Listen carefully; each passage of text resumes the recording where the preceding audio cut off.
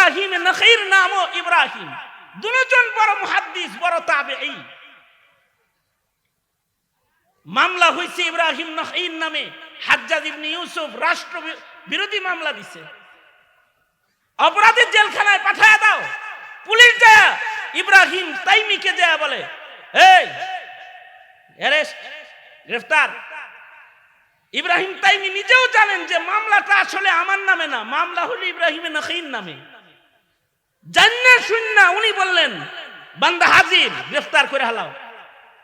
তো উনি হাত আগায় দিছেন, হাতে হাত করি পড়ায় ফেলছে। উনি কিন্তু জানেন যে মামলা ওনার নামে না, মামলা ইব্রাহিম নখীর নামে। কিন্তু পুলিশ ভুলে ওনাকে ধরতেছে, উনি জানেন, তারপরেও নিজে হাত আগায় দিছেন, গ্রেফতার করে লয়ে গেছে। ইব্রাহিম নখী জীবনেও এই কথা বলেন নাই যে মামলা তো আমার নামে না।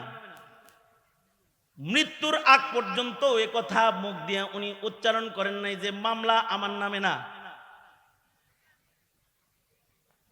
নিজেকে নিজে পুলিশের হাতে সুপর্দ করেছেন, জেলখানার ভেতরে নিজেকে পেশ করেছেন।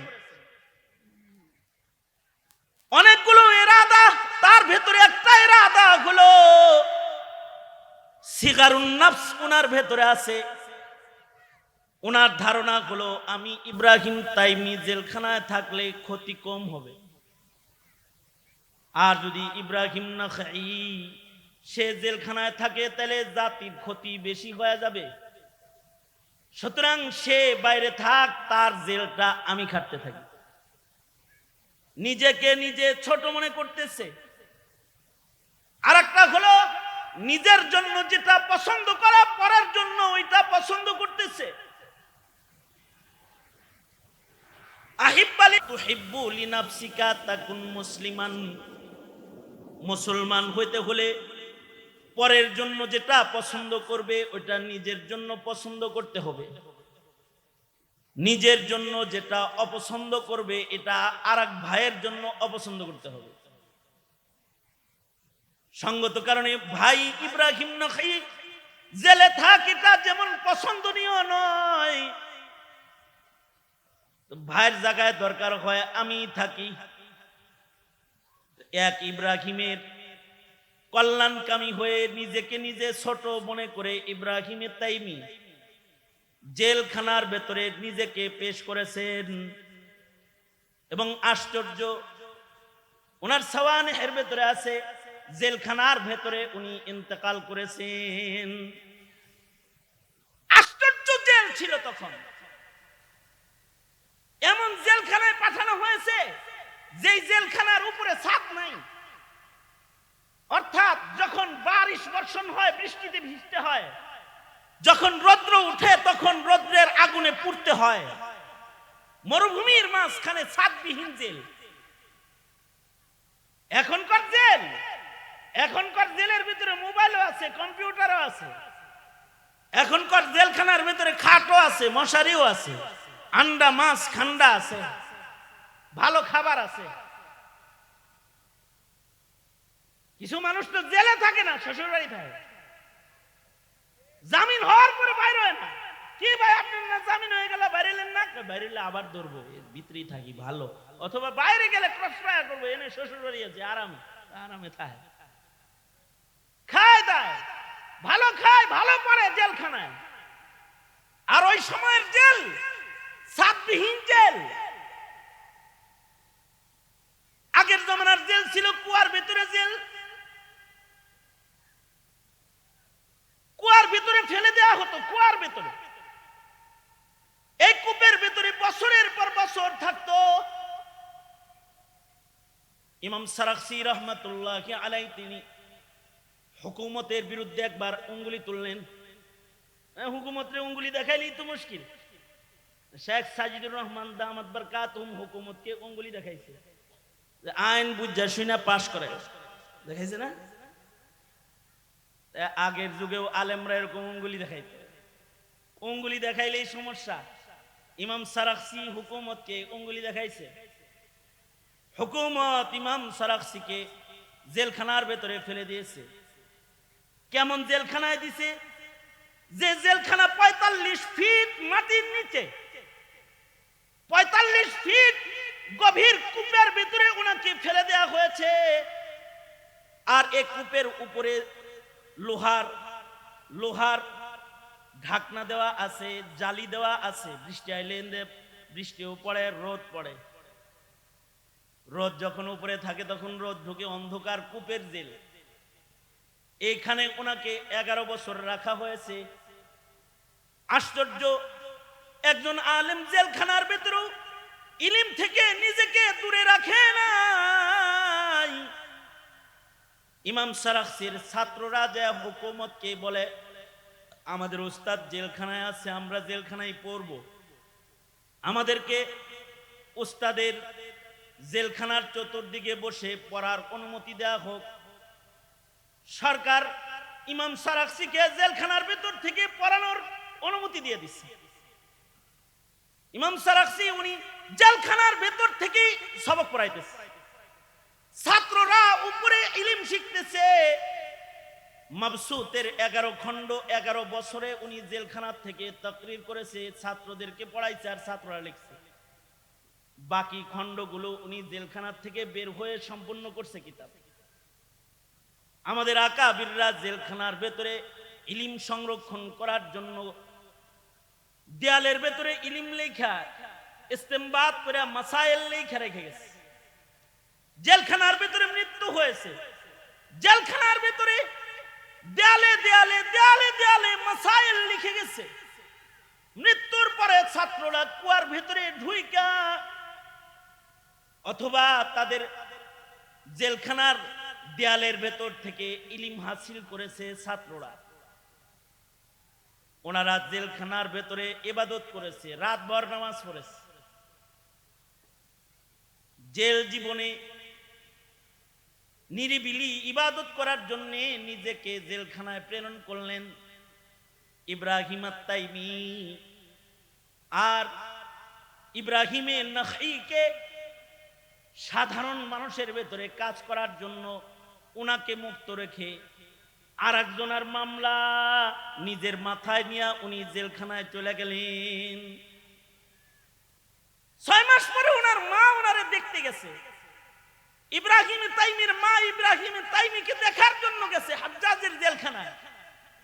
যায় দেখে রোদ্রের তাপে গায়ের চামড়া, গরমের মৌসুম ছিল তখন, গায়ের চামড়া পুইরা কালো হয়ে গেছে। এখনো যে সকল আলেমরা জেলখানায় আছে তাদেরকে দেখলে, তাদের জেলখানার কষ্ট দেখলে, তাদের চেহারা দেখলে কলিজা ফেটে রক্তক্ষরণ হয়। ইব্রাহিম আত-তাইমিকে মা এক নজর দেখা চিনতেছে না যে কোনটা আমার ছেলে, এটা চিনতেছে না। মা যায় বলে, ইব্রাহিম এভাবে কষ্ট জেলখানায় তুমি করবে? ইব্রাহিম আত-তাইমি বলে, মা তোমার একটা সন্তান যদি এখানে বন্দী থেকে দিনের উপকার হয় তাহলে তোমার সবর করতে হবে না? মাকে সান্ত্বনা দিয়েছে। এবং ইব্রাহিম তাইমি জেলখানার ভেতরে ইন্তেকাল করেছে। জেলখানার ভেতরে উনি শাহাদাত বরণ করেছেন। ওই যে কি ইলমের মর্যাদা দিতে যায় নিজেকে নিজে ছোট বানায়া, আর আরেক ভাইয়ের কল্যাণ কামনা কইরা জেলখানায় নিজে মরছেন, কিন্তু আরেক ভাইকে ক্ষতিগ্রস্ত করেন নাই। আল্লাহ তাআলা হার মুসলমানের উপরে শিক্ষা অর্জন, এটাকে দ্বীনি ইলম জ্ঞান অর্জন করাকে ফরজ করেছেন। তলাবুল ইলমি ফরিদাতুন আলা কুল্লি মুসলিম। যার শিক্ষা আছে আর যার শিক্ষা নাই তাদের দৃষ্টান্ত কোরআনে হাকিমে আল্লাহ তাআলা চক্ষুওয়ালা এবং অন্ধের সাথে করেছেন। শিক্ষিতদেরকে চক্ষুষ্মান মানুষের সাথে তুলনা করেছেন, আর অশিক্ষিতদেরকে অন্ধ লোকদের সাথে আল্লাহ তাআলা তুলনা করে বলেন, লা ইয়াস্তাবিল আ'মা ওয়াল বাসীর। চোখওয়ালা আর চোখ ছাড়া দুইজন তো সমান নয়। যাদের শিক্ষা দীক্ষা আছে আর যাদের শিক্ষা দীক্ষা নাই, এই দুই দল সমান নয়। দুনিয়াতে দুই রকমের শিক্ষা আছে। একটা শিক্ষা হলো জাগতিক শিক্ষা, যেই শিক্ষার জন্ম মানুষের আকল থেকে, আর যেই শিক্ষা অর্জন হয় হাওয়াসে খামসার মাধ্যমে। এই শিক্ষাটা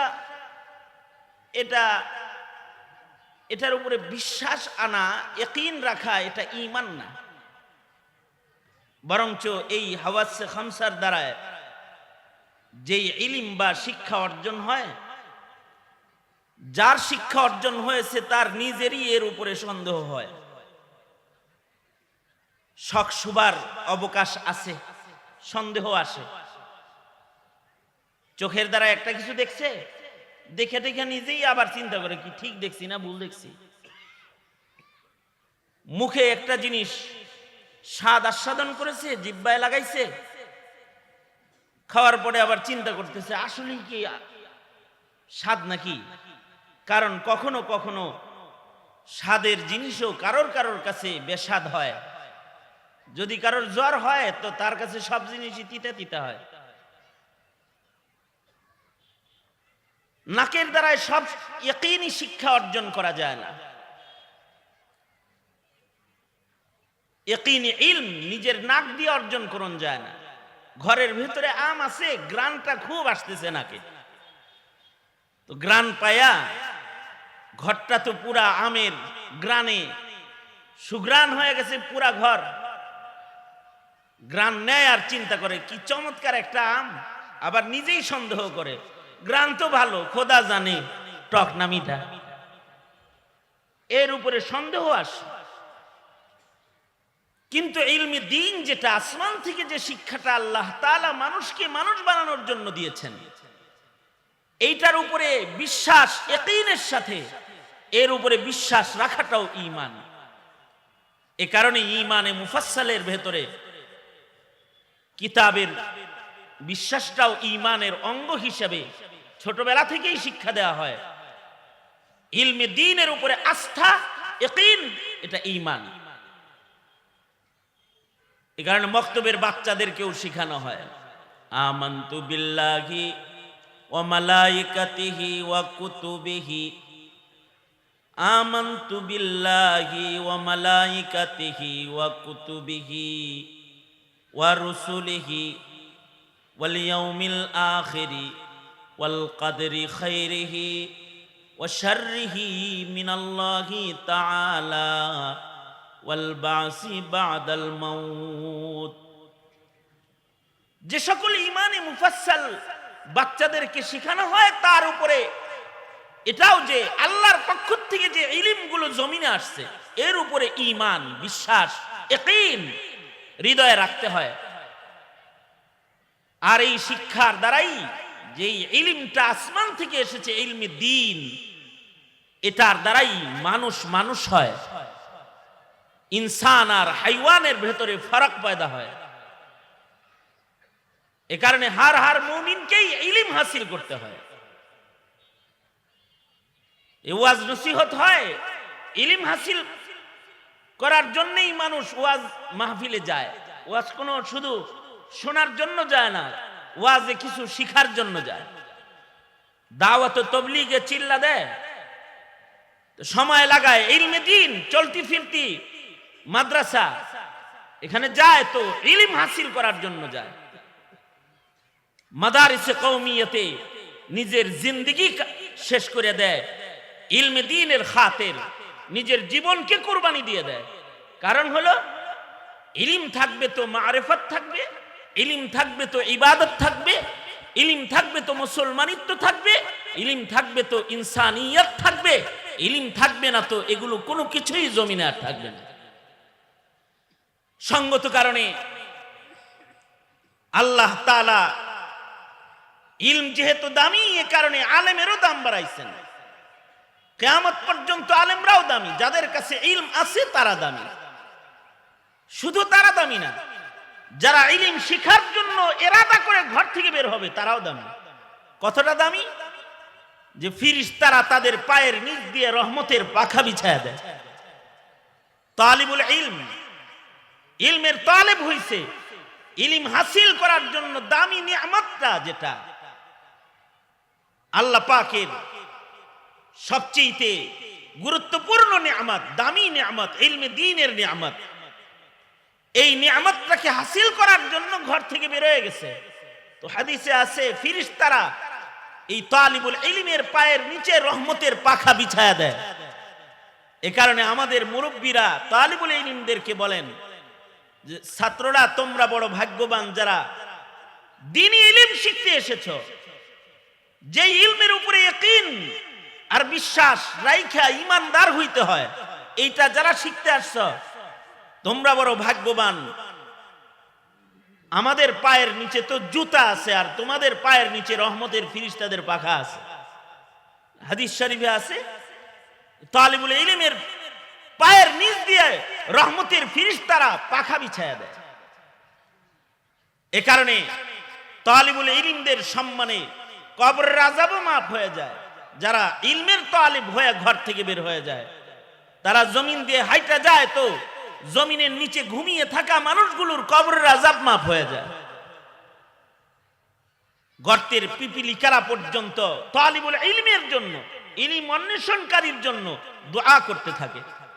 কারণ দামি দৌলত এটা হাসিল করার জন্য সে ঘর থেকে বের হয়ে গেছে। এবং আশ্চর্য এই নিয়ামত, এইটার জন্য মুস্তাকিল দোয়া আল্লাহ তাআলা তার বন্ধুকে করা শিখাইছে। অকুর রব্বি জিদনি ইলমা। আল্লাহ তাআলা তার বন্ধুকে বলতেছেন, বন্ধু আপনি বলুন রব্বি জিদনি ইলমা, ওগো আল্লাহ আপনি আমাকে ইলম দান করেন, বেশি করে ইলম দান করেন, আমার ইলমকে বাড়ায়া দেন। আল্লাহর কাছে ইলমি দ্বীন চাওয়ার জন্য ব্যক্তিকে তার নিজের জন্য ইলমি দ্বীন চাওয়ার তালিম আল্লাহ তাআলা খোদ নিজে দিয়া শিখায়া দেয়, শব্দ দিয়া, যে বলেন আপনি যে আয় রব আমার মালিক আপনি আমাকে ইলম দান করেন, আপনি আমার ইলমকে বাড়ায়া দেন, ইলম বাড়ায়া দেন। কারণ ইলম যত বেশি হবে, যত বাড়বে তত তাকওয়া বাড়বে, ইলম যত বাড়বে তত আমল বাড়বে, ইলম যত বাড়বে তত মর্যাদা বাড়বে। যার কাছে বড় ইলমের খাজানা থাকবে তার মর্যাদা বড় হয়ে যাবে, বড় আলেমের দাম বেশি। এ কারণে শরীয়তি ইসলামে যুগে যুগেই বড় আলেম, বেশি ইলম যার কাছে ছিল তার মূল্য ছিল। সাহাবায়ে কেরামের ভেতরে যাদের ভেতরে ইলমের খাজানা যার কাছে যত বড় ছিল তার দাম তত বেশি ছিল। ইলম বেশি যার কাছে ইলম বেশি তার দাম বেশি। তাবেঈনদের ভেতরে যার কাছে ইলম বেশি তার দাম বেশি। তাবেঈনদের ভেতরে যার কাছে ইলম বেশি তার দাম বেশি। কিয়ামত পর্যন্ত আলেমরা দামি হবে। একজন আলেম যার কাছে ইলমে দ্বীন আছে তার দাম এত, এ আলমের যেমন দাম একজন আলিমে দ্বীনের তেমন দাম। এ কারণেই বলা হয় মৌতুল আলিমি মৌতুল আলম। যদি একজন ইলমওয়ালা পৃথিবীর মাটি থেকে চলে যায়, একজন ইলমওয়ালার মৃত্যুর মাধ্যমে আলমের মৃত্যু হয়ে যায়। যার কাছে ইলম আছে তার মৃত্যুর মাধ্যমে আলম মৃত্যুবরণ করে।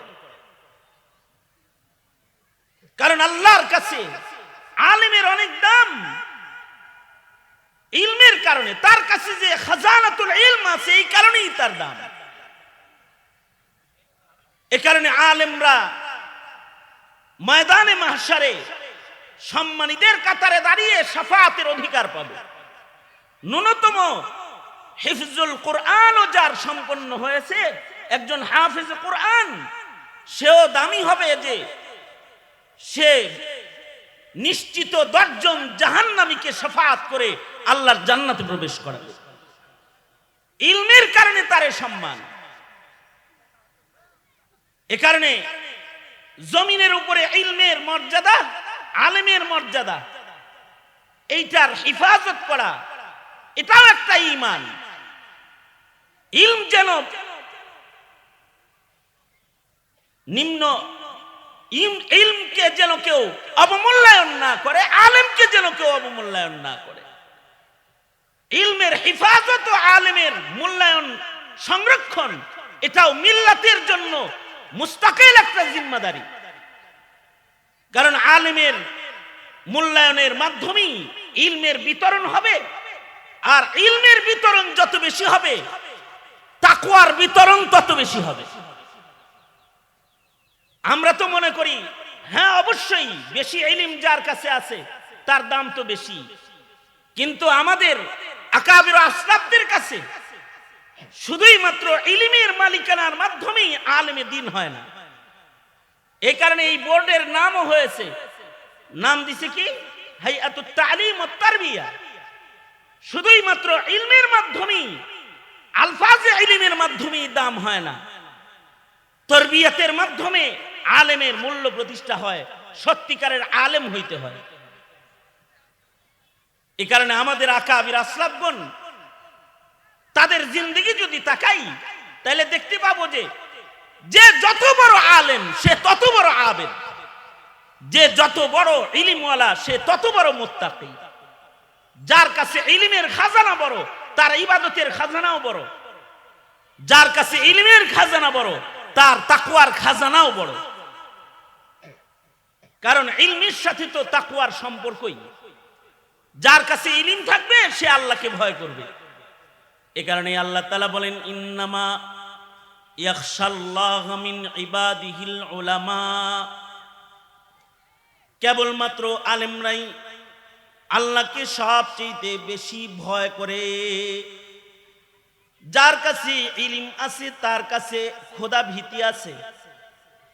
যার ইলম যত বেশি তার খোদা ভীতি হইতে হবে তত বেশি।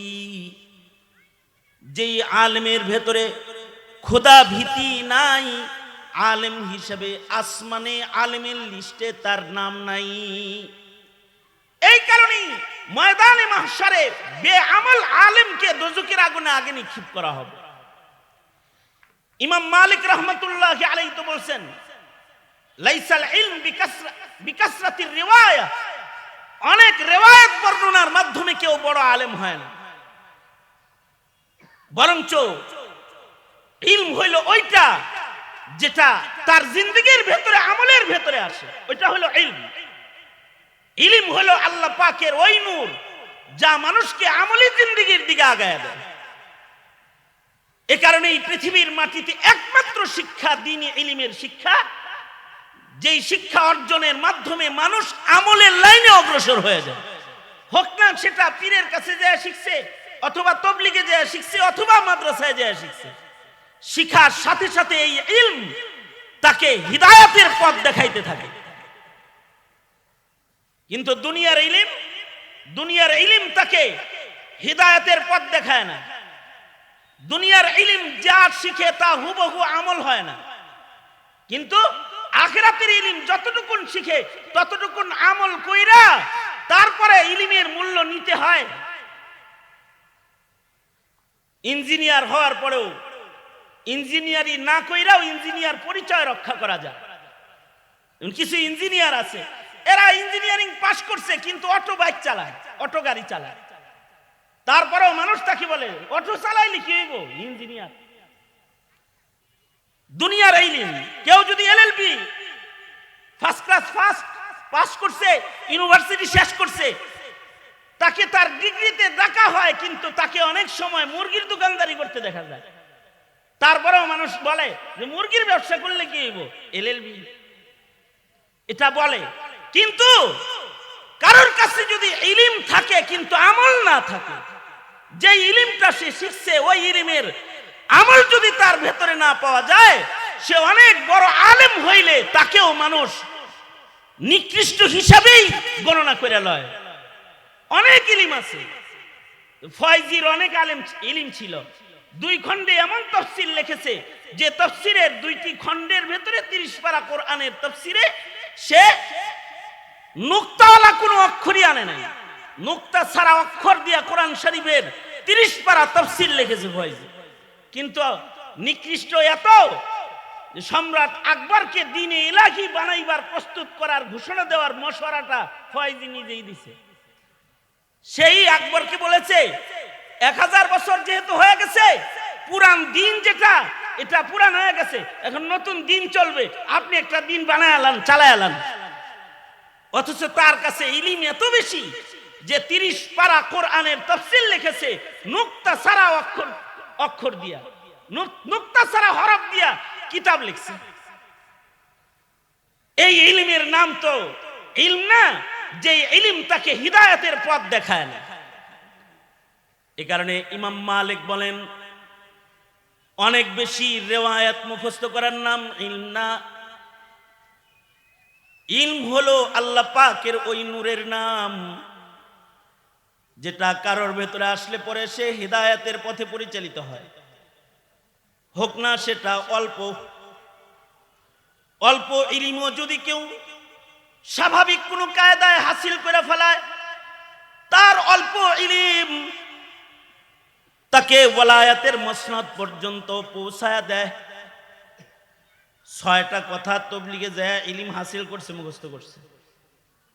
এই 6টা কথা তাকে নামাজ পড়ায়, 6টা কথা তাকে তাহাজ্জুদ পড়ায়। এই 6টা কথা, 6টা ইলম শুইনা শুইনা শুইনা শুইনা হৃদয়ের ভেতরে জায়গা দিয়েছে। এই 6টা কথা তাকে ঘুষ থেকে ফিরায়, সুদ খাওয়ার থেকে ফিরায়। অল্প গুনাহ 6খান ইলম মুখস্থ করে সে পাক্কা একজন সুন্নতওয়ালা হয়ে যায়।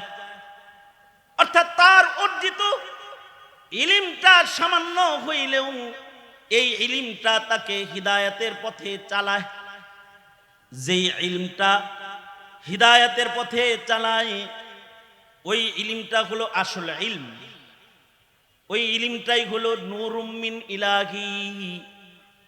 এটা আল্লাহ পাকের পক্ষ থেকে নূর ইলম। এটা যদি কারোর ভেতরে আসা যায় তখন সে হিদায়াতের পথের পথিক হয়ে যায়। অবশ্য আমরা মনে করি যারা ভালো, হ্যাঁ অবশ্যই মুখস্থ শক্তি আগে যাদের, আমাদের আকাবিরদের মুখস্থ শক্তি অনেক বেশি ছিল, যে তাদের কাছে এককভাবে ইলমের খাজানা তারা সংরক্ষণ করত। হাইয়াতুল ওয়াদি, আমাদের কিছু কিছু আকাবিরকে বলা হয় যে তারা ইলমের রাজ্যের, তারা আজদাহা সাপ, ইলমের রাজ্যের জঙ্গলের কিছু আজদাহা থাকে, ইলমের রাজ্যের কিছু আজদাহা। শামসুদ্দিন জাহাবি রহমাতুল্লাহ আলাইহি ইলমের রাজ্যের আজদাহা, নবীজির সব হাদিস একাই শোনাইতে পারে। আবু জুরআ রাজি রহমাতুল্লাহ আলাইহি ইলমের রাজ্যের আজদাহা, যে 7 লক্ষ নবীজির সহিহ হাদিসের 6 লাখ উনি একাই বলতে জানে। আমাদের আকাবির বুজুর্গরা ইলমের রাজ্যের আজদাহা একাই, নবী পাকের রেখে যাওয়া আমানত একা সব বলতে পারতেন। কিন্তু তারা যেমন বলতে পারতেন ওইরকম তারা মানতেও জানতেন, মানতেনও অনেক বেশি। আর আমাদের সমাজ হলো এখন যে জানে, মনে করে আমি আলেম,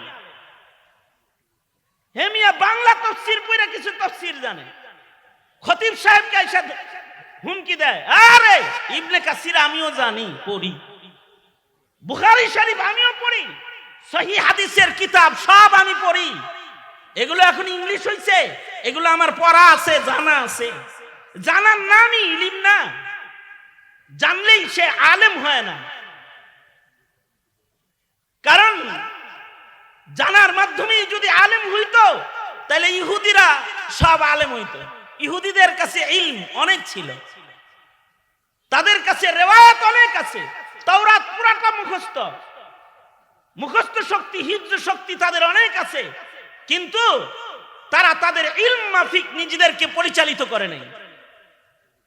এ কারণে যতটুকু ইলম হাসিল হবে ওইটার দ্বারা নিজেকে পরিচালিত করতে হবে ইলমের আলোয়।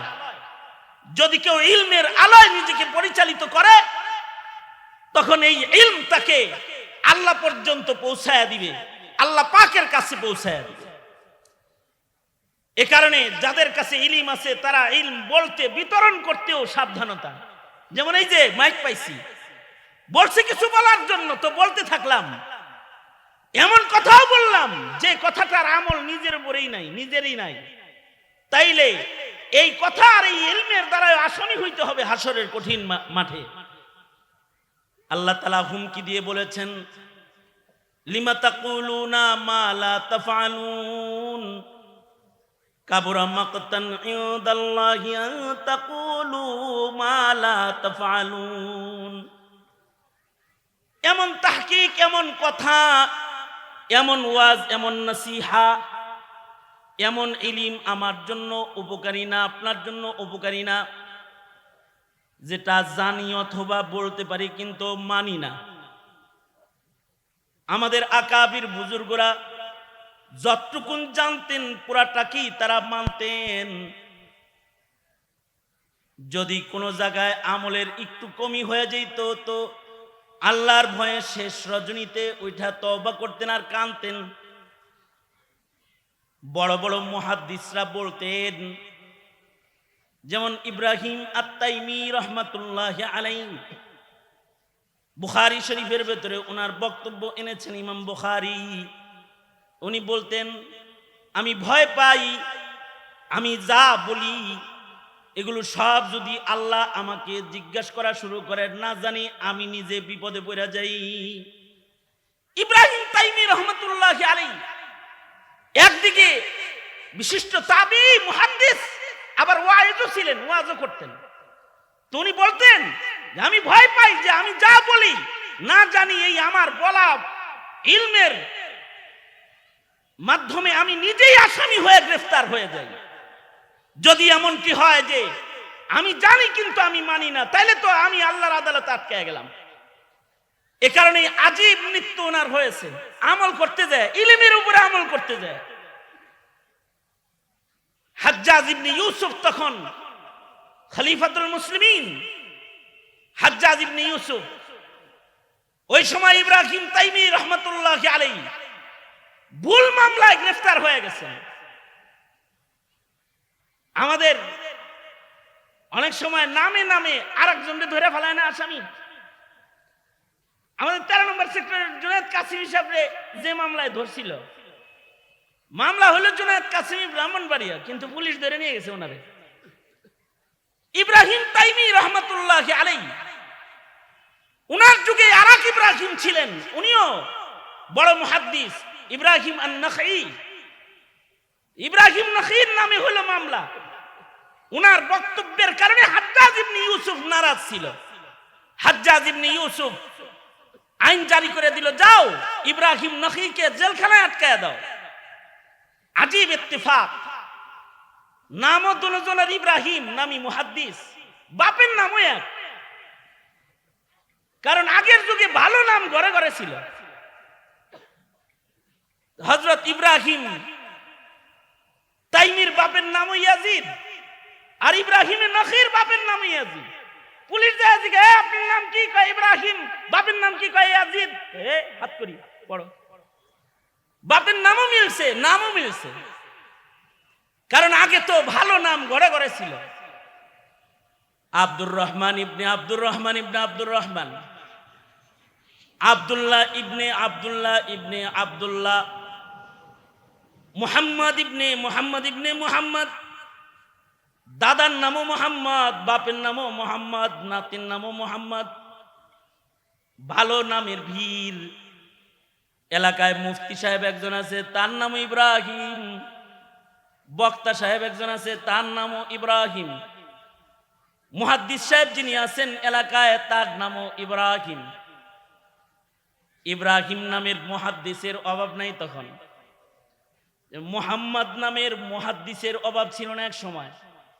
উজবেকিস্তানে একটা কবরস্থান আছে যেখানে হাজার হাজার মুহাদ্দিসকে কবর দেওয়া হয়েছে।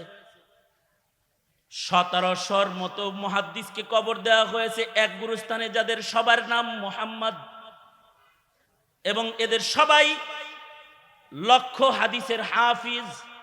1,00,000 করে হাদিস তাদের সনদ সহ মুখস্থ। একই গ্রামের বাসিন্দা, সবার নাম আবার মুহাম্মদ। 1,00,000 করে হাদিস মুখস্থ, নাম মুহাম্মদ। ইব্রাহিম আত-তাইমির নামও ইব্রাহিম, ইব্রাহিম নখীর নামও ইব্রাহিম। দুজন বড় মুহাদ্দিস, বড় তাবেঈ। মামলা হয়েছে ইব্রাহিম নখীর নামে। হাজ্জাজ ইবনে ইউসুফ রাষ্ট্র বিরোধী মামলা দিছে। অপরাধের জেলখানায় পাঠায় দাও। পুলিশ যায় ইব্রাহিম তাইমিকে যায় বলে, এই অ্যারেস্ট, গ্রেফতার। ইব্রাহিম তাইমি নিজেও জানেন যে মামলাটা আসলে আমার নামে না, মামলা হলো ইব্রাহিম নখীর নামে। জান্না শুননা উনি বললেন, বান্দা হাজির, গ্রেফতার করে হালাও। তো উনি হাত আগায় দিছেন, হাতে হাত করে পড়ায় ফেলছে। উনি কিন্তু জানেন যে মামলা ওনার নামে না, মামলা ইব্রাহিম নখীর নামে। কিন্তু পুলিশ ভুলে ওনাকে ধরতেছে, উনি জানেন, তারপরেও নিজে হাত আগায় দিছেন, গ্রেফতার করে লয়ে গেছে। ইব্রাহিম নখী জীবনেও এই কথা বলেন নাই যে মামলা তো আমার নামে না। মৃত্যুর আগ পর্যন্ত এ কথা মুখ দিয়ে উনি উচ্চারণ করেন নাই যে মামলা আমার নামে না। নিজেকে নিজে পুলিশের হাতে সোপর্দ করেছেন, জেলখানার ভেতরে নিজেকে পেশ করেছেন। অনেকগুলো ইরাদা, তার ভেতরে একটা ইরাদা হলো সিগারুন নফস ওনার ভেতরে আছে। ওনার ধারণা হলো আমি ইব্রাহিম তাইমি জেলখানায় থাকলে ক্ষতি কম হবে, আর যদি ইব্রাহিম নখী সে জেলখানায় থাকে তাহলে জাতির ক্ষতি বেশি হয়ে যাবে। সুতরাং সে বাইরে থাক, তার জেলটা আমি খাটতে থাকি। নিজেকে নিজে ছোট মনে করতেছে। আর একটা হলো নিজের জন্য যেটা পছন্দ করা, পরের জন্য ওইটা পছন্দ করতেছে। আহিব্বালি তুহিব্বু লিনাফসিকা তাকুন মুসলিমান। মুসলমান হইতে হলে পরের জন্য যেটা পছন্দ করবে ওইটা নিজের জন্য পছন্দ করতে হবে। নিজের জন্য যেটা অপছন্দ করবে এটা আরেক ভাইয়ের জন্য অপছন্দ করতে হবে। সঙ্গত কারণে ভাই ইব্রাহিম নখী জেলে থাক, এটা যেমন পছন্দনীয় নয়, ভাইয়ের জায়গায় দরকার হয় আমি থাকি। এক ইব্রাহিমের কল্যাণকামী হয়ে নিজেকে নিজে ছোট মনে করে ইব্রাহিমের তাইমি জেলখানার ভেতরে নিজেকে পেশ করেছেন। এবং আশ্চর্য, ওনার সাওয়ানের ভেতরে আছে জেলখানার ভেতরে উনি ইন্তেকাল করেছেন। আশ্চর্য জেল ছিল তখন। এমন জেলখানায় পাঠানো হয়েছে যেই জেলখানার উপরে ছাদ নাই। অর্থাৎ যখন বারিশ বর্ষণ হয়, বৃষ্টিতে ভিজতে হয়, যখন রৌদ্র উঠে তখন রৌদ্রের আগুনে পুড়তে হয়। মরুভূমির মাঝখানে ছাদবিহীন জেল। এখনকার জেলের ভিতরে মোবাইলও আছে, কম্পিউটারও আছে। এখনকার জেলখানার ভিতরে খাটও আছে, মশারিও আছে, আন্ডা মাছ খান্ডা আছে, ভালো খাবার আছে। কিছু মানুষ তো জেলে থাকে না, শ্বশুর বাড়ি থাকে। জামিন হওয়ার পরে বাইরে হয় না। কি ভাই আপনার না জামিন হয়ে গেল, বাইরেলেন না? বাইরেলে আবার ধরবো, ভিতরেই থাকি ভালো। অথবা বাইরে গেলে ক্রস ফায়ার করবো, এনে শ্বশুর বাড়ি আছে, আরামে আরামে থাকে, খায় দায় ভালো, খায় ভালো, পরে জেলখানায়। আর ওই সময়ের জেল ছাদবিহীন জেল। আগের জমানার জেল ছিল কুয়ার ভেতরে জেল। কুয়ার ভিতরে ফেলে দেওয়া হতো, কুয়ার ভেতরে। এই কূপের ভেতরে বছরের পর বছর থাকতো। ইমাম সারাখসি রহমাতুল্লাহি আলাইহি তিনি হুকুমতের বিরুদ্ধে একবার অঙ্গুলি তুললেন। হুকুমতরে উঙ্গুলি দেখাইলেই তো মুশকিল। শেখ সাজিদুর রহমান দামাত বারকাতুহুম হুকুমতকে উঙ্গুলি দেখাইছে, আইন বুঝা শুনা পাশ করে দেখাইছে না? আগের যুগেও আলেমরা এরকম উঙ্গুলি দেখাইত, উঙ্গুলি দেখাইলেই সমস্যা। ইমাম সারাখসি হুকুমতকে উঙ্গুলি দেখাইছে, হুকুমত ইমাম সারাখসিকে জেলখানার ভেতরে ফেলে দিয়েছে। কেমন জেলখানায় দিছে? যে জেলখানা ৪৫ ফিট মাটির নিচে, ৪৫ ফিট গভীর কূপের ভিতরে ওনাকে ফেলে দেওয়া হয়েছে। আর এই কূপের উপরে লোহার ঢাকনা দেওয়া আছে, জালি দেওয়া আছে। বৃষ্টি আইলে বৃষ্টিও পড়ে, রোদ পড়ে, রোদ যখন উপরে থাকে তখন রোদ ঢুকে, অন্ধকার কূপের জেল। এইখানে ওনাকে 11 বছর রাখা হয়েছে। আশ্চর্য, একজন আলেম জেলখানার ভেতরেও ইলম থেকে নিজেকে দূরে রাখে নাই। ইমাম সারাখসির ছাত্ররা যে হুকুমতকে বলে, আমাদের উস্তাদ জেলখানায় আছে, আমরা জেলখানায় পড়ব, আমাদেরকে উস্তাদের জেলখানার চতুর্দিকে বসে পড়ার অনুমতি দেওয়া হোক। সরকার ইমাম সারাখসিকে জেলখানার ভেতর থেকে পড়ানোর অনুমতি দিয়ে দিচ্ছে। ইমাম সারাখসি উনি জেলখানার ভেতর থেকে সবক পড়াইতেছে, ছাত্ররা উপরে ইলম শিখতেছে। মাবসুতের 11 খণ্ড 11 বছরে উনি জেলখানা থেকে তাকরির করেছে, ছাত্রদেরকে পড়াইছে আর ছাত্ররা লিখছে। বাকি খণ্ডগুলো উনি জেলখানা থেকে বের হয়ে সম্পূর্ণ করছে কিতাব। আমাদের আকাবিররা জেলখানার ভেতরে ইলম সংরক্ষণ করার জন্য দেয়ালের ভেতরে ইলম লেখা, ইস্তেমবাদ করে মাসাইল লেখা রেখে গেছে। জেলখানার ভেতরে মৃত্যু হয়েছে, জেলখানার ভেতরে দেয়ালে দেয়ালে দেয়ালে দেয়ালে মাসাইল লিখে গেছে। মৃত্যুর পরে ছাত্ররা কুয়ার ভেতরে ঢুইকা অথবা তাদের জেলখানার দেয়ালের ভেতর থেকে ইলম হাসিল করেছে ছাত্ররা। ওনারা জেলখানার ভেতরে ইবাদত করেছে, রাতভর নামাজ পড়েছে। জেল জীবনে নিরিবিলি ইবাদত করার জন্য নিজেকে জেলখানায় প্রেরণ করলেন ইব্রাহিম আত-তাইমি। আর ইব্রাহিমে নাখঈকে সাধারণ মানুষের ভেতরে কাজ করার জন্য উনাকে মুক্ত রেখে আর একজনের মামলা নিজের মাথায় নিয়ে উনি জেলখানায় চলে গেলেন। 6 মাস পরে ওনার মা ওনারে দেখতে গেছে। ইব্রাহিম তাইমির মা ইব্রাহিম তাইমিকে দেখার জন্য গেছে হাজ্জাজের জেলখানায়। যায় দেখে রোদ্রের তাপে গায়ের চামড়া, গরমের মৌসুম ছিল তখন, গায়ের চামড়া পুইরা কালো হয়ে গেছে। এখনো যে সকল আলেমরা জেলখানায় আছে তাদেরকে দেখলে, তাদের জেলখানার কষ্ট দেখলে, তাদের চেহারা দেখলে কলিজা ফেটে রক্তক্ষরণ হয়। ইব্রাহিম আত-তাইমিকে মা এক নজর দেখা চিনতেছে না যে কোনটা আমার ছেলে, এটা চিনতেছে না। মা যায় বলে, ইব্রাহিম এভাবে কষ্ট জেলখানায় তুমি করবে? ইব্রাহিম আত-তাইমি বলে, মা তোমার একটা সন্তান যদি এখানে বন্দী থেকে দিনের উপকার হয় তাহলে তোমার সবর করতে হবে না। মাকে সান্ত্বনা দিয়েছে এবং ইব্রাহিম তাইমি জেলখানার ভেতরে ইন্তেকাল করেছে। জেলখানার ভেতরে উনি শাহাদাত বরণ করেছেন।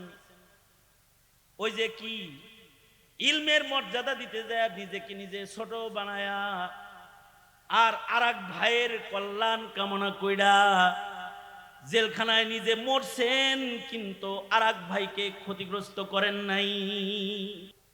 রুহামাউ বাইনাহুম, আলেম আলেমী ছিল ওইরকম হৃদ্যতা, ও ওইটা একটা জমানা ছিল। আর এখন হলো আলেম জেলখানায় নামধারী মৌলবীরা আলেমদের বিরুদ্ধে লেগে যায়। এখন হলো এইটা। আর তখন হলো আলেমকে মুক্ত রাখতে আর এক আলেম জেলখানার বন্দী হয়ে যায়। ইলমের সম্মান তারা যেই রকম জানতো ওই রকম তারা মানতো। মানার কারণে তাদের নাম ইলমি মসনদের চূড়ায় আল্লাহ তাআলা উঠায় দিয়েছিলেন। আমাদের আকাবির হযরতরা এরকমই ছিলেন, এইরকমই ছিলেন। যেটুকুন জানতেন ওটুকুনকে মানতেন। আমরা এই বিজ্ঞান আর গুগলের যুগে, কম্পিউটার আর সায়েন্সের যুগে জানি অনেক, কিন্তু মানি কম। না মেনে শুধু জানার মাধ্যমে ইলমের মূল্যায়ন প্রতিষ্ঠা হয় না, আর আলেমে দ্বীন বনা যায় না, আল্লাহর কাছে চক্ষুওয়ালা হিসাবে নাম লেখানো যায় না। যেটুকুন জানে ওটুকুনকে মেনে তারপরে আলেমে দ্বীন হইতে হয়। জারির ইবনে আব্দুল্লাহ সাহাবী, নবী পাকের ইন্তেকালের মাত্র 6 মাস আগে কালেমা পড়ে মুসলমান হয়েছেন। হযরত জারির ইবনে আব্দুল্লাহ 6 মাস আগে মুসলমান হয়েছেন নবীজির ওফাতের। এই 6 মাস নবীজির সোহবতে কঠিন ভাবে লেগেছিলেন। আল্লাহর রাসূল সাল্লাল্লাহু আলাইহি ওয়াসাল্লামের কাছে যখন তিনি মুসলমান হয়ে বায়াত হইতেছিলেন, তখন আল্লাহর রাসূল সাল্লাল্লাহু আলাইহি ওয়াসাল্লাম জারির ইবনে আব্দুল্লাহকে মুসলমান বানায়া যে ওয়াদাগুলো করাইতেছিলেন, নামাজ পড়বা, যাকাত দিবা, হজ করবা, এই সকল ওয়াদা করাইতেছিলেন। শিরিক করবা না, আর অপরের কল্যাণ কামনা করবা। আন-নুসহা লিকুল্লি মুসলিম। ইমাম বুখারী রাহমাতুল্লাহি আলাইহি এই নসিহতকে শুধুই মাত্র জারির ইবনে আব্দুল্লাহর জন্য নবীর নসিহত এটা বলেন নাই। ইমাম বুখারী বলেন এটা সারা দুনিয়ার মুসলমানের জন্য নসিহত। জারির ইবনে আব্দুল্লাহকে আল্লাহর রাসূল নসিহত করাইছিলেন, নসিহত করেছিলেন, তওবার সময় যে মানুষের খায়ের খাহি করো। মুসনাদে আহমদের ভিতরে রওয়ায়াত আছে, উনি মানুষের খায়ের খাহির এই আমল করতে যে উনি 300 টাকার জিনিস 800 টাকা দিয়েও কিনছে। জারির ইবনে আব্দুল্লাহ গেছেন বাজারে ঘোড়া কেনার জন্য। ঘোড়া কিনতে যে ঘোড়াওয়ালাকে বলে, এই ঘোড়া বেচবা? হ্যাঁ, দাম কত? 300 দিরহাম। আশ্চর্য সাহাবী জারির, উনি বলে এই এত দামি ঘোড়ার দাম বুঝি 300 টাকা হয়? তুমি তো একটা মগা, ভাও বাড়াও, দাম বাড়াও। তোমার ঘোড়ার চাইতে চিকুন চিকুন ঘোড়া বাজারে আছে যেগুলোর দাম বেশি। তাওরানীতেও আছে, রিওয়ায়াত মুসনাদে আহমদে আছে। তোমার এই ঘোড়ার দাম বেশি হবে। এত কম দামে এত ভালো ঘোড়া কেউ বেচে নাকি? দাম বাড়াও। ঠিক আছে, তাহলে 500 টাকা। না হয় নাই, আরো বাড়াও। বাড়াইতে বাড়াইতে বাড়াইতে বাড়াইতে শেষ বেলায় ঘোড়াওয়ালারে কয় আর একটু বাড়াও। তো বাড়াইতে বাড়াইতে 300 টাকার ঘোড়ার দাম এখন ঘোড়াওয়ালায় কয় 800। হযরত জারির ইবনে আব্দুল্লাহ বলে আমি 800 টাকা দিয়ে কিনলাম। 300 টাকার ঘোড়া 800 টাকা দিয়ে কিনা যখন যায়, খাদেমে কয় আমনি তো দেখি একটা মগা, আপনার কাছে ঘোড়ার দাম চাইলো 300, বাড়াইতে বাড়াইতে আপনি বাড়াইলেন 800, বেশি দিলেন 500। এটা কোন চালাক মানুষের কাম? হযরত জারির ইবনে আব্দুল্লাহ বলে আমি আল্লাহর রাসূলের হাতে হাত রেখে যখন কালেমা পড়ে মুসলমান হয়েছে, তখন আল্লাহর রাসূল বলেছে খায়ের খাহি করো। যতদিন বেঁচে থাকবা খায়ের খাহি করবা, আর এক ভাইয়ের কল্যাণ কামনা করবা।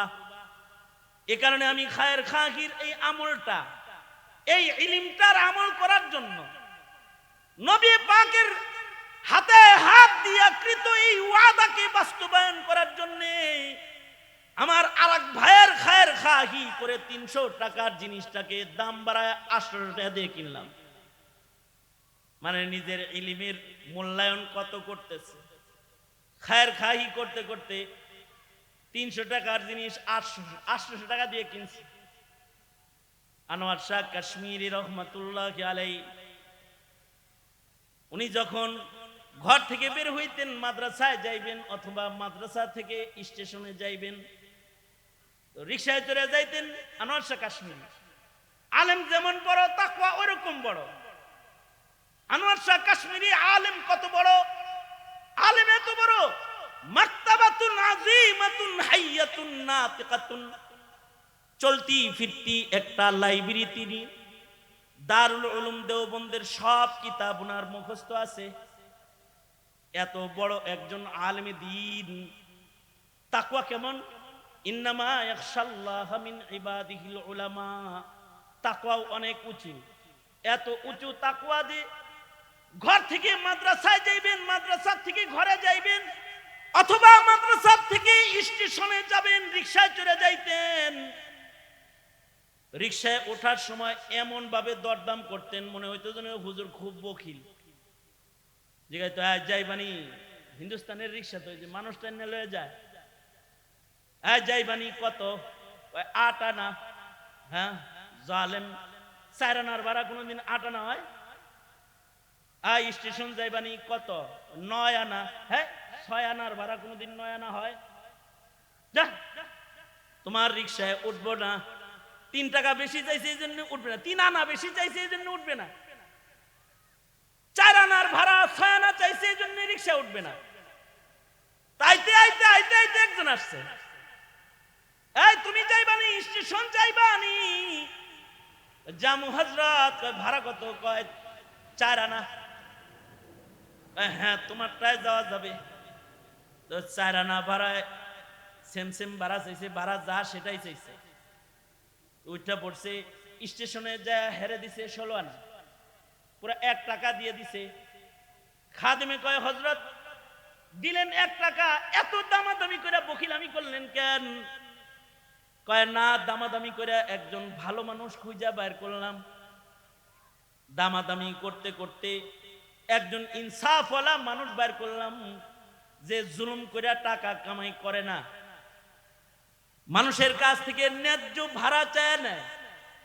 এমন একটা ভালো মানুষ ইন্তেখাব করার জন্য দামাদামি করলাম। আর স্টেশনে আইসা তাকে 3 গুণ বাড়ায়া ভাড়া দিয়ে দিলাম এজন্য যে আমার কামাইয়ের একটা হিস্সা, একটা ভালো মানুষের ঘরে গেলে একটা ভালো মানুষের উপকার হবে। আর নসিহা লিকুল্লি মুসলিম, নবীজির নসিহা এমন, সারা দুনিয়ার মানুষদেরকে নসিহত হলো যে ভালো মানুষ, ভালো আচরণ মানুষের সাথে সব সময় করতে থাকবে। ভালো ব্যবহার করতে যায় 4 আনার ভাড়া 16 আনা দিয়ে দিছে। এটা হলো ইলমের মূল্যায়ন করেছে। হযরত আবু হুরায়রা রাদিয়াল্লাহু আনহু সাহাবায়ে কেরামের ভেতরে সবচেয়ে বেশি হাদিসের রিওয়ায়াতকারী সাহাবী, কিন্তু হযরত আবু বকর সম্পর্কে বলা হয় আবু বকর আলামানা, আবু বকর আমাদের ভেতরে সবচেয়ে বড় আলেম, কিন্তু রিওয়ায়াত তো আবু বকরের বেশি না। হযরত উমরের ইন্তেকাল যেদিন হয়ে গেল, সেদিন আব্দুল্লাহ ইবনে মাসউদ রাদিয়াল্লাহু আনহু চিৎকার করে কাঁদতেছিলেন আর বলতেছিলেন যে ইলমে দ্বীনের 10 ভাগের 9 ভাগ মারা গেল।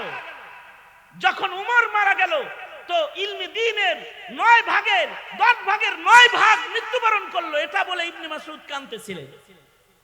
লোকেরা বলেছে আব্দুল্লাহ ইবনে মাসউদকে, কত বড় বড় আলেম সাহাবী বাঁচা আছে, উমর মরচার 9 ভাগ মারা গেছে ইলম, এটা কিভাবে হয়? তো আব্দুল্লাহ ইবনে মাসউদ বলতেন ইলমের আসলি হালাত হলো তাকওয়াল্লাহ। উমর মারা গেছে, দুনিয়ার মাটির উপরের 9 ভাগ তাকওয়াল্লাহ মারা গেছে। এত বেশি তাকওয়াল্লাহ উমরের ছিল, খলিফাতুল মুসলিমিন হয়েও উমরের তাকওয়া ব্যতিরেকে খেলাফত পরিচালনা শিক্ষা গ্রহণ করা যায় না। হযরত উমরের তাকওয়ার বিবরণ এত বিস্তৃত, এত বেশি প্রশস্ত যে ওনার তাকওয়া, এটা জাতি যদি হুকুমত পরিচালনা করতে চায় তাহলে আল ফারুক, ফারুকের জীবনী পড়তে হবে, উমরের জিন্দেগি পড়তে হবে। তো মুহতারাম হাজিরিন, সঙ্গত কারণে শুধু ইলম হাসিল করার নাম ইলম না, ওই ইলম হলো ইলম যেই ইলম মানুষকে ইনসানিয়ত শিক্ষা দেয়, মানবতা শিক্ষা দেয়, আবদিয়ত শিক্ষা দেয়। আর এই শিক্ষা একমাত্র মাদারিসে কওমিয়াতে যে ইলমে দ্বীনের শিক্ষা, এই শিক্ষাই মানুষদেরকে মানবতা শিক্ষা দেয়। নাস্তিক্যবাদ আর জুলুম অত্যাচারের রাজ যারা গঠন করে তারা কওমি অথবা মাদ্রাসা অথবা দ্বীনি ইলমের বারান্দা দিয়ে তারা কখনো ঘোরাফেরা করে না। তারা যারা আমাদের ফাসাদ সৃষ্টিকারী, ওরা হলো দুনিয়া বিজ্ঞান অর্জনের শিক্ষা নিয়ে তারা জালেম হইতে পেরেছে। আলেম কখনো জালেম হয় না। হ্যাঁ, আলেম জেলখানায় যেতে পারে, আলেম শহীদ হতে পারে, আলেম কুরবানি দিতে পারে, আলেম অন্যায় করতে পারে না, আলেমের দ্বারা জমিনের মানুষের ক্ষতি হতে পারে না। সঙ্গত কারণে সরকারকে বলবো, নাস্তিকদেরকে বাজারে ছেড়ে দিয়ে কোনো মৌলবীকে জেলখানায় রাখবেন না। কারণ মৌলবীর কাছে ইলমে দ্বীন আছে, যার দ্বারা জাতির হৃদয়ের তাকওয়ার চাষাবাদ হবে। আল্লাহ তাআলা আমাদের সবাইকে ইলমের মর্যাদা বুঝার এবং ইলমের সংরক্ষণ করার তৌফিক দান করেন, আমিন। এই আঞ্চলিক শিক্ষা বোর্ডকে আল্লাহ তাআলা কবুল আর মঞ্জুর করুন, আমিন। এই উলামায়ে কেরাম তোলাবাদেরকে আল্লাহ তাআলা কবুল মঞ্জুর করুন, আমিন। ওয়া আখিরু দাওয়ানা আলহামদুলিল্লাহি রাব্বিল আলামিন। আসসালামু আলাইকুম ওয়া রাহমাতুল্লাহি ওয়া বারাকাতুহু।